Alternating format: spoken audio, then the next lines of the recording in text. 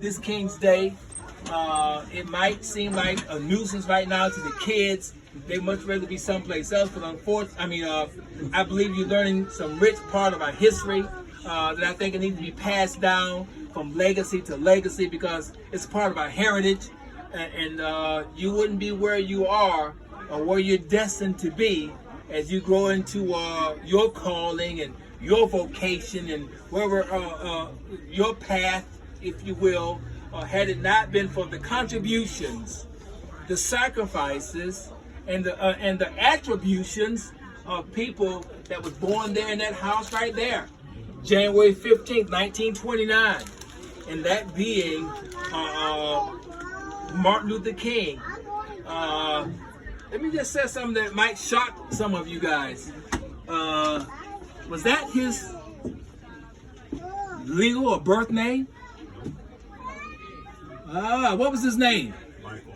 Absolutely. His name at birth was not Martin. He became Martin because his dad had a fascination with Martin Luther, which was the great reformer. Okay, Martin Luther, back in the day, the German theologian who wrote the 95 Theses and nailed it on the Catholic the door at the church in Wittenberg. That's where the name Martin became along, and that names have significance. Names are supposed to reflect destiny. Now, I'm sure there's a lot of different names right here. Sir, what is his name? Tell him, Chris. Just Chris. Okay, and her name? What's your name, sweetheart? Gabriella. Oh, they're beautiful names. See, oftentimes we ascribe names to our children because names have value, they have meaning. They're just not there because they are phonetically pleasant to the ears. But names suggest what we project you to be or a certain destiny for you to be. So names are important, and you're going to see that King Martin Luther lived up to his name. Amen? All right, so let me get started with the story and tell you guys what started out early on as being just simply a plain old ordinary day. But that day was not going to remain just simply a plain old ordinary day. That plain old ordinary day was going to become an extraordinary day. Because that was going to be the day where destiny and history intersected. And the pages of history was going to bend toward what you and I regard as a civil rights icon. Matter of fact, she's called what? The mother of the civil rights movement. And that being none other than whom? Miss Rosa Parks. But let's go back to its origin. Let's go back to its genesis. Let's go back to its beginning. It began the night before by an operator whose name was James Blake. James Blake didn't look like my brother right here who's locked out or dreaded out, however you want to call it, or didn't look like me in uniform. Because back in that day and time, the only person that drove a bus was in a whole nother hue. People that looked like me could not drive a bus in mass transit. Those jobs were for white folk.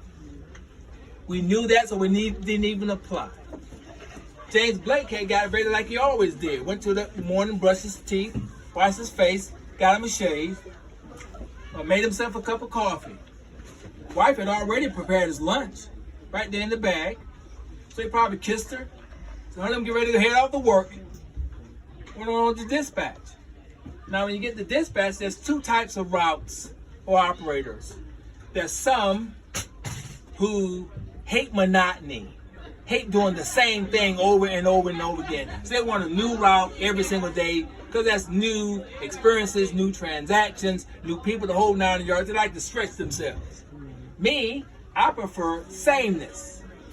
I like to know what route I'm going to drive, what time I get off, so I can plan my day that way.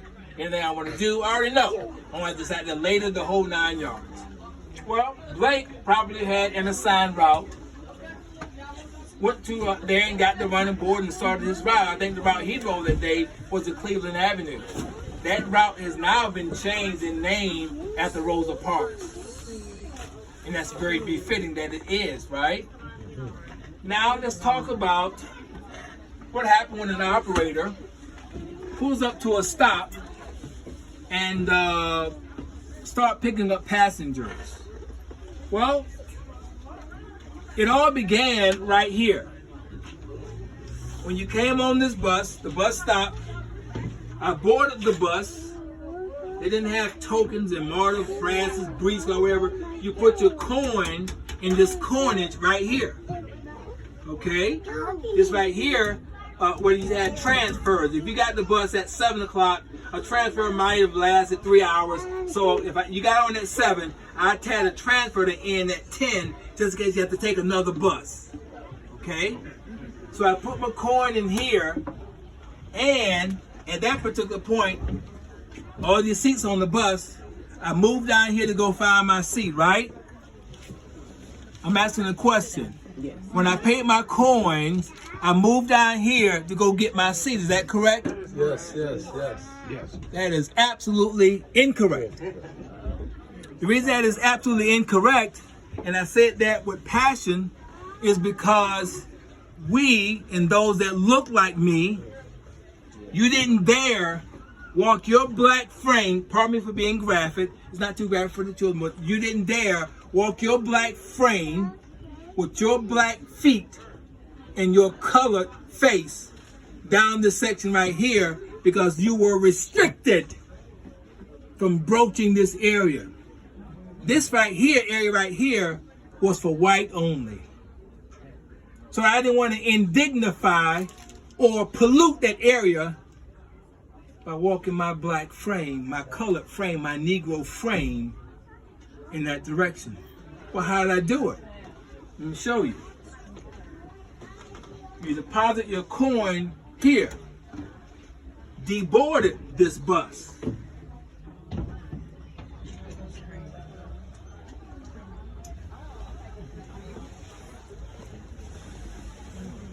Walk to this back door.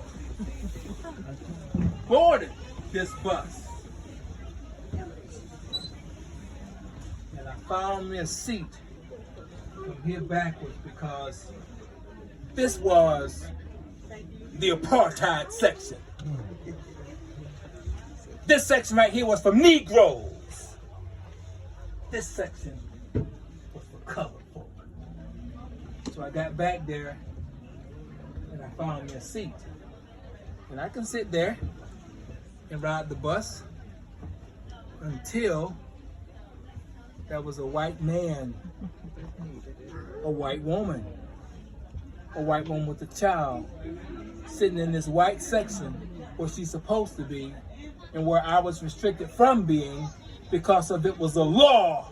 I was supposed to be back here in the colored section. And so I looked back there being an operator and saw a white man standing up. I said to him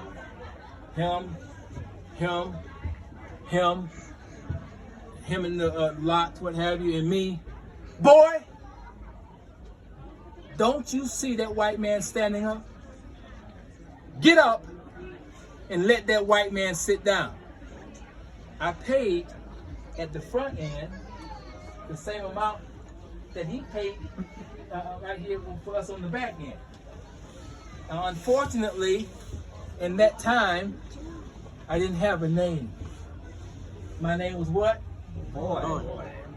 And I want to just make a parenthetical statement right here because unfortunately, Rosa Parks was not the first one to defy that mandate. There was another person 9 months before who had defied it. And there was others also, but 9 months before Rosa Parks, there was a female, 15 years old. Her name was Claudette Colvin. 15 years old, wasn't associated with any civil rights movement, not the NAACP. 15 years old, just simply took up a civic class and just understood that in my chest burns a fire. That fire tells me I'm somebody. That I'm not going to be treated any different than anybody else when I'm paying the same amount of fare. Unfortunately for Claudette, Because everybody on this bus should know there's nothing inherently wrong with being young. There's nothing inherently wrong with being gifted, or being female, or being black. Matter of fact, Nina Simone wrote a song called what? Young, gifted, and black. Young, gifted, and black. You guys are young, you gifted, and you've been locked in this youth. That's the superpower. That's the superpower. Let me tell you how the story ends. Claudette Colvin sitting back here in the apartheid section, the colored section, No, they can't walk. the Negro section, back here. But there was a white female standing right here. And so he said, gal, again, because if you were a female, then your name wasn't Rosa, your name wasn't such and such, your name was gal. Don't you see that white woman needing a seat? Get up and let that white woman sit down. Well, that Colvin kept on staring outside the window because clearly you ain't talking to me. You must be talking to the hand, because I don't want to hear that. So she remained defiant and stayed in her seat. But you don't just stay in that seat without repercussions.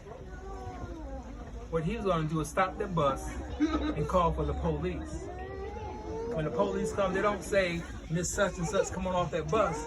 They're going to get you on that bus, they're going to manhandle you, they're going to make an example out of you, and they're going to brutalize you like they always do.